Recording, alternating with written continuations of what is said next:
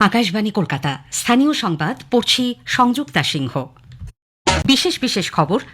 অন্য রাজ্য থেকে ছাড়া জলে বাংলাকে ভাসতে হয় বলে মুখ্যমন্ত্রী মমতা ব্যানার্জি খেদ ব্যক্ত করেছেন। আজ উত্তরকন্যায় প্রশাসনিক বৈঠকে উত্তরবঙ্গের বন্যা পরিস্থিতি খতিয়ে দেখেছেন তিনি। সুপ্রিম কোর্টে আগামীকাল আরজিকর মামলার শুনানি। এদিকে স্বাস্থ্যকর্মীদের আক্রান্ত হবার প্রতিবাদে সাগর দত্ত হাসপাতালে জুনিয়র ডাক্তারদের কর্মবিরতি চলছে। বাড়ানো হয়েছে পুলিশি নিরাপত্তা।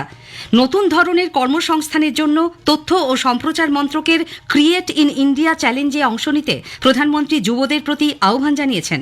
আকাশবাণীতে আজ মন কি বাত অনুষ্ঠানে স্বচ্ছতাকে অভ্যাসে পরিণত করার এবং বৃষ্টির জল ধরে রাখার ওপর বিশেষ গুরুত্ব দেন তিনি।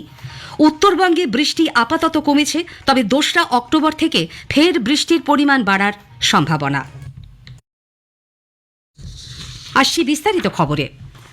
অন্য রাজ্য থেকে ছাড়া জলে বাংলাকে ভাসতে হয় বলে মুখ্যমন্ত্রী মমতা ব্যানার্জি খেদ ব্যক্ত করেছেন।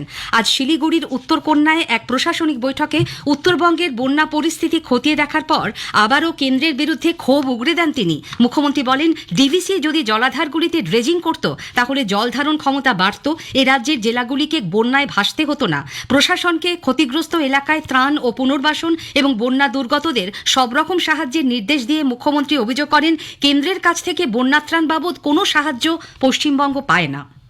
আমাদের দুর্ভাগ্য যে অন্য রাজ্যের জলটা বন্যা ক্লিষ্ট করে দেয় এবং তাতে মানুষের প্রতি বছর খুব ক্ষতি হয়। সবার সাথেই কথা বলে আমাদের পক্ষ থেকে যা যা করণীয়, টোটাল একটা ফ্লাড নিয়ে অ্যাডমিনিস্ট্রেটিভ রিভিউ মিটিং হয়েছে। বাদ বাকি আগামীকাল ক্যাবিনেট আছে, পুজোর আগে তারপরে ক্যাবিনেট কমিটি ইনফ্রাস্ট্রাকচারাল মিটিং আছে। তারপরে আমরা আবার দক্ষিণবঙ্গের যে জেলাগুলো আরেকবার করে তাদের কাছে ডিটেলস খবর নেব এখনো পর্যন্ত কি অবস্থা আছে। বাংলা শস্য বীমা প্রকল্পের পুনর্নবীকরণের সময়সীমা 31শে অক্টোবর পর্যন্ত বাড়ানোর কথাও ঘোষণা করেন তিনি। গজলডোবায় সম্প্রতি বিদ্যুৎস্পৃষ্ট হয়ে একই পরিবারের 4 জনের মৃত্যু হয়। সেই পরিবারটির হাতে আজ 5 লক্ষ টাকার চেক তুলে দেন প্রধান মুখ্যমন্ত্রী। শিলিগুড়ির বিধাননগরে বিধ্বংসী অগ্নিকাণ্ডে পুড়ে যাওয়া দোকানগুলির জন্যও 1,50,000 টাকার চেক মুখ্যমন্ত্রী ক্ষতিগ্রস্তদের হাতে তুলে দিয়েছেন। আজকের বৈঠকে উপস্থিত ছিলেন উত্তরবঙ্গের সব জেলার জেলাশাসক এবং প্রশাসনের কর্তা ব্যক্তিরা। মুখ্যমন্ত্রী জানান, ধসে ক্ষতিগ্রস্ত 10 নম্বর জাতীয় সড়ক মেরামতির ব্যাপারে কেন্দ্রকে চিঠি দেওয়া হয়েছে। এদিকে বিহারে কোশি নদীর ব্যারেজ থেকে ছাড়া কয়েক লক্ষ কিউসেক জলে মালদার গঙ্গার জলস্তর এক ধাক্কায় প্রায় 4 ফুট বেড়ে যাওয়ার আশঙ্কা। আগেভাগেই তাই সতর্ক জেলা প্রশাসন। কালিয়াচক 3 নম্বর ব্লকের নদী তীরবর্তী 6টি অঞ্চলে আজ সকাল থেকেই চলছে মাইকিং। ওইসব এলাকা আজ পরিদর্শন করেন মালদার অতিরিক্ত জেলাশাসক দেবাহুতি ইন্দ্র। এদিকে বিহারে কোশি নদীর বাঁধ খুলে দেওয়ায় হুহু করে জল ঢুকতে পারে মানিকচকের গঙ্গা ও ফুলোহর নদীতে। সেই আশঙ্কার কথা মাথায় রেখে প্রশাসনের তরফে আজ লাল সতর্কতা জারি করা হয় মানিকচকের ভূতনির, দক্ষিণ চণ্ডীপুর, উত্তর চণ্ডীপুর, হীরানন্দপুর এবং মথুরাপুর ও গোপালপুর এই 5টি অঞ্চলে। সকালে ভূতনি ব্রিজ লাগোয়া এলাকায় গিয়ে পরিস্থিতি সম্পর্কে খোঁজ খবর নেন জেলাশাসক নিতিন সিংহানিয়া। পশ্চিম মেদিনীপুরের ডেবরা ব্লকে বন্যা কবলিত গোলগ্রাম গ্রাম পঞ্চায়েত এলাকায় আজ ত্রাণ বিলি করেন বিজেপির রাজ্য সভাপতি কেন্দ্রীয় মন্ত্রী সুকান্ত মজুমদার। গ্রামবাসীদের সঙ্গে কথা বলেন তিনি। এদিকে শ্রী মজুমদার চলে যাবার পরই ত্রাণের অপ্রতুলতা এবং বেছে বেছে বিজেপি কর্মীদের ত্রাণ বিলির অভিযোগে বিক্ষোভ দেখান দুর্গত মানুষ। সুপ্রিম কোর্টে আগামীকাল আরজিকর মামলার ফের শুনানি হবে। প্রধান বিচারপতি ডিওয়াই চন্দ্রচূড়ের নেতৃত্বে 3 বিচারপতির বেঞ্চে এই মামলার শুনানির দিকে তাকিয়ে সব পক্ষ। 17ই সেপ্টেম্বরের শুনানিতে তদন্তের অগ্রগতি নিয়ে সিবিআই এর রিপোর্টে উদ্বেগ প্রকাশ করে প্রধান বিচারপতি বলেছিলেন তিনি বিচলিত। এই শুনানির পর মুখ্য সচিবের সঙ্গে জুনিয়র ডাক্তারদের বৈঠকের ভিত্তিতে স্বাস্থ্য দপ্তরের জন্য 10 দফা নির্দেশিকা জারি করে রাজ্য সরকার। 21শে সেপ্টেম্বর কর্মবিরতি আংশিক তুলে নিয়ে জুনিয়র ডাক্তাররা জরুরি বিভাগে কাজে যোগ দেন। আগামীকাল শীর্ষ আদালতে তদন্তের 3য় স্টেটাস রিপোর্ট জমা দেবে সিবিআই। এদিকে আরজিকর মেডিকেল কলেজ হাসপাতালের নিরাপত্তা ব্যবস্থা খতিয়ে দেখতে আজ সেখানে যান কলকাতার পুলিশ কমিশনার মনোজ ভার্মা। হাসপাতালের জরুরি বিভাগও ঘুরে দেখেন তিনি। সিপিআইএম এর উত্তর 24 পরগনা জেলা কমিটির ছাত্র, যুব ও মহিলা সংগঠন আজ ন্যায় বিচারের দাবিতে বারাসাত থেকে আরজিকর হাসপাতাল পর্যন্ত মহামিছিল করে। আরজিকরের ঘটনার প্রতিবাদে এবং দোষীদের শাস্তির দাবিতে পশ্চিম বর্ধমানের দুর্গাপুরে বিজেপি মহিলা মোর্চার পক্ষ থেকে আজ বিকেলে মিছিল করা হয়। ভিড়িঙ্গি থেকে প্রান্তিকা মোড় পর্যন্ত মিছিলে নেতৃত্ব দেন বর্ধমান সাংগঠনিক জেলার মহিলা মোর্চার সহ সভাপতি মনীষা শিকদার। উপস্থিত ছিলেন দুর্গাপুর পশ্চিমের বিধায়ক লক্ষণ ঘড়ুই ও অন্যান্য নেতৃবৃন্দ। রোগী মৃত্যুর জেরে পরিবারের হাতে ডাক্তার ও নার্সদের আক্রান্ত হবার প্রতিবাদে উত্তর চব্বিশ পরগনার কামারহাটি সাগর দত্ত মেডিকেল কলেজ হাসপাতালে জুনিয়র ডাক্তারদের কর্মবিরতি চলছে। এদিকে শুক্রবারের ওই ঘটনার পর হাসপাতালের নিরাপত্তা অনেকটাই বাড়ানো হয়েছে। একজন অফিসার ও 4 জন কনস্টেবল 24 ঘন্টা এমার্জেন্সি বিভাগের সামনে মোতায়েন থাকবেন। সব মিলিয়ে এখন নিরাপত্তার দায়িত্বে রয়েছেন 44 জন পুলিশ কর্মী। এদিন জুনিয়র ডাক্তারদের প্রতি সহমর্মিতা জানাতে প্রদেশ কংগ্রেস সভাপতি শুভঙ্কর সরকার ও দলের নেতা কর্মীরা সাগর দত্ত হাসপাতালে গেলে বিক্ষোভ মঞ্চে ধর্নায় বসা চিকিৎসকরা প্রতিবাদ জানান। তারা বলেন, অরাজনৈতিক এই মঞ্চে কোনো রাজনৈতিক ব্যক্তির উপস্থিতি কাম্য নয়। গো ব্যাক স্লোগানও দেওয়া হয় তাঁদের উদ্দেশ্যে।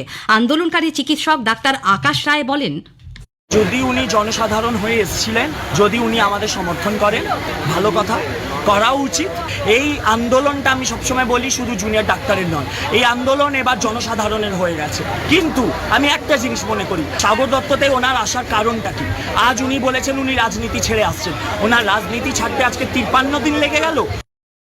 অন্যদিকে প্রদেশ কংগ্রেস সভাপতি বলেন, রাজনৈতিক পতাকা ছাড়াই সাধারণ নাগরিক হিসেবে তারা ডাক্তারদের আন্দোলনকে সমর্থন করতে এসেছিলেন। এক বোন এবং ভাই সে বলে গিয়েছে যে যারা পতাকা নিয়ে আসবেন, যারা রাজনৈতিক মত নিয়ে আসবেন তাদের গো ব্যাক। আমিও চাই না ওনারা কোনো রাজনৈতিক রঙে ওখানে তাদের দাগিয়ে দেয়া হোক। আমি মানুষ হিসাবে, নর্থ 24 পরগনার লোক হিসাবে আমরা এখানে এসেছিলাম। সন্ধ্যায় সাগর দত্ত হাসপাতালের জুনিয়র চিকিৎসকরা মশাল মিছিল বের করেন। স্থানীয় সংবাদ শুনছেন আকাশবাণী কলকাতা কেন্দ্র থেকে। প্রধানমন্ত্রী নরেন্দ্র মোদী বলেছেন, সময় বদলে যাবার সঙ্গে সঙ্গে চাকরির ধরনও পাল্টাচ্ছে। Gaming, animation, reel making, film making এর এবং পোস্টার মেকিং এর পারদর্শিতা দেখানোর জন্য কেন্দ্রীয় সরকারের তথ্য ও সম্প্রচার মন্ত্রক ক্রিয়েট ইন ইন্ডিয়া থিমের অধীনে শুরু করেছে 25টি চ্যালেঞ্জ। এই চ্যালেঞ্জগুলি যুবশক্তির প্রতিভা বিকাশে সাহায্য করবে। আজ আকাশবাণীতেই তার মাসিক বেতার অনুষ্ঠান মন কি বাতের 114তম পর্বে প্রধানমন্ত্রী বলেন, अगर इनमें से किसी स्किल में आप अच्छा प्रदर्शन कर सकते हैं तो आपके टैलेंट को बहुत बड़ा मंच मिल सकता है। इस आयोजन में कई सारे प्रोफेशनल ऑर्गेनाइजेशन भी शामिल हैं जो इन चैलेंजेस को अपना पूरा सपोर्ट दे रहे हैं। इनमें शामिल होने के लिए आप wavesindia.org पर लॉगिन कर सकते हैं। তিনি বলেন, সারা দেশে মেক ইন ইন্ডিয়া কর্মসূচি অত্যন্ত গুরুত্বপূর্ণ হয়ে উঠেছে। চলতি মাসেই এই কর্মসূচি 10 বছর পূর্ণ করেছে। সরকারের এই উদ্যোগের ফলে লাভবান হয়েছে ক্ষুদ্র ও মাঝারি শিল্পক্ষেত্র।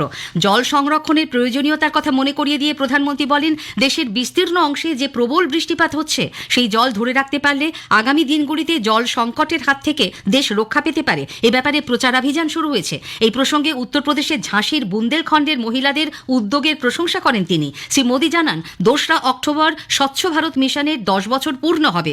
এই আন্দোলন এখন বৃহৎ গণ আন্দোলনের রূপ নিয়েছে। স্বচ্ছতাকে অভ্যাসে পরিণত করতে হবে। स्वच्छता को लेकर जारी अभियान से हमें ज्यादा से ज्यादा लोगों को जोड़ना है और ये अभियान किसी एक दिन का, एक साल का नहीं होता है। ये युगों युगों तक निरंतर करने वाला काम है। ये जब तक हमारा स्वभाव बन जाए स्वच्छता, तब तक करने का काम है। তিনি বলেন, ভারতে 20,000 ভাষা এবং উপভাষা রয়েছে। এখনো এমন অনেক ভাষা রয়েছে যার ব্যবহারকারী সংখ্যা খুবই কম, কিন্তু সরকার সেই সব ভাষার সংরক্ষণে উদ্যোগী হয়েছে, যার একটি হলো সাঁওতালি। संथाली हमारे देश के कई राज्यों में रह रहे संथाल जनजातीय समुदाय के लोग बोलते हैं। संथाली भाषा की ऑनलाइन पहचान तैयार करने के लिए ओडिशा के मयूरभंज में रहने वाले श्रीमान रामजी टूडू एक अभियान चला रहे हैं।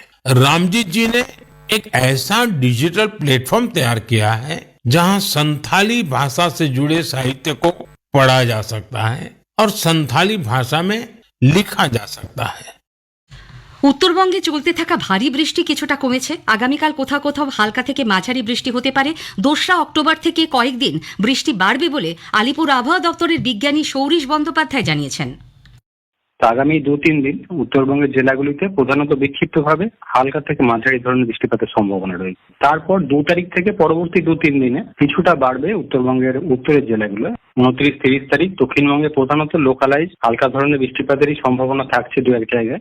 1 তারিখ থেকে পরবর্তী 3-4 দিন হালকা থেকে মাঝারি ধরনের বৃষ্টিপাতের সম্ভাবনা থাকবে। স্থানীয় সংবাদ শেষ হলো।